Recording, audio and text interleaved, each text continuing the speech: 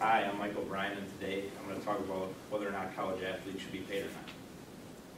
College athletics, mainly football and basketball, are some of the most highest paid industries in the world, and especially in this country. Isn't it only fair that these athletes get some of this money? I mean, all of these businesses are making so much money off of these athletes. Why shouldn't they get a piece of the pie? There are very strong arguments on both sides of this topic.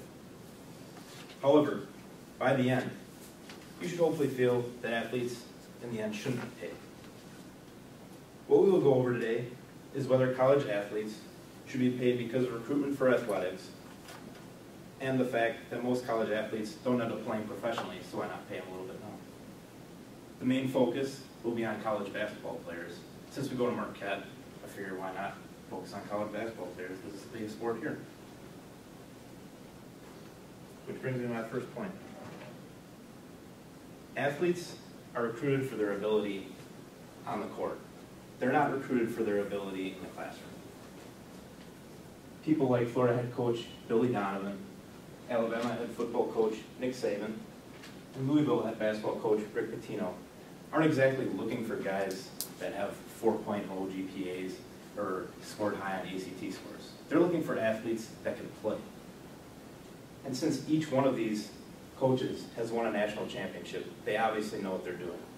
In fact, these two have won back-to-back national championships in their respective sports. In the article, Should College Football Players Be Paid?, author Michael Lewis says, "It's a fantasy to think that serious college football players go to college for some reason other than playing football. Otherwise, why would schools need to give coaches incentives to encourage their players to attend class? This is true. However, we must take into account that these athletes aren't only playing for their sport, they're playing for their school. It is true. These athletes are recruited for their ability to play. However, it is up to them to pursue something greater than just playing this sport. While learning the game, these athletes can gain enough in-depth knowledge to possibly pursue a career related to their sport. They have 4 years in this sport, and they have 4 years in school to try and get a greater understanding. That's like a great internship."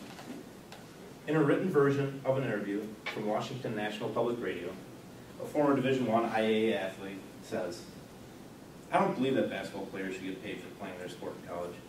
I think it's more of a stepping stone, kind of like an internship at a business." What this athlete says is incredibly true. It's up to the athletes in the end. It's like getting an internship. I mean, they're there for 4 years. It's like the most in-depth internship you've ever had in your life. Most people only get 1 or maybe if they're lucky, 2 years. These guys have 4 years to gain enough knowledge of each sport that they're in.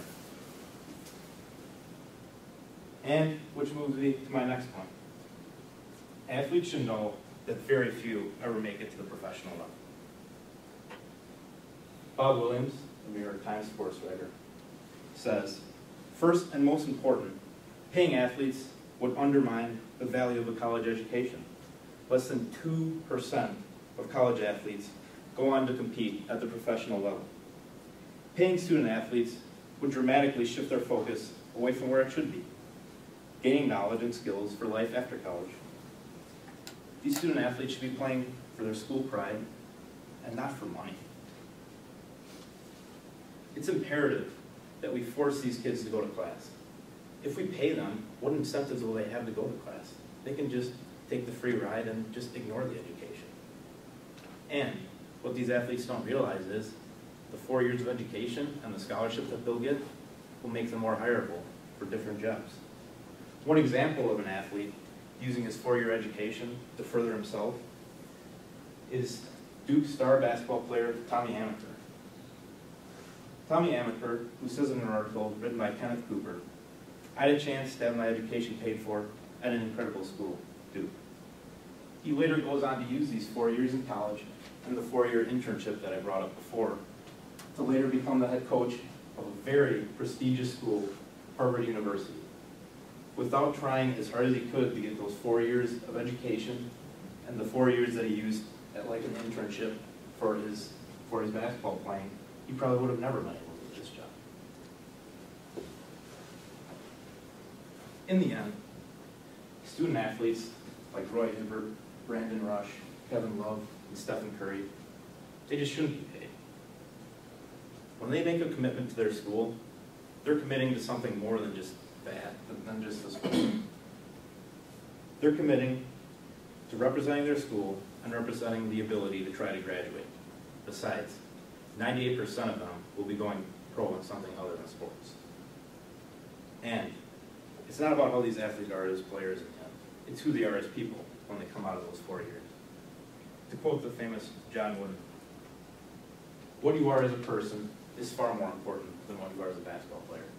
This holds true not only for basketball players, but every single athlete in every single school, in every single division, in every single state. Thank you.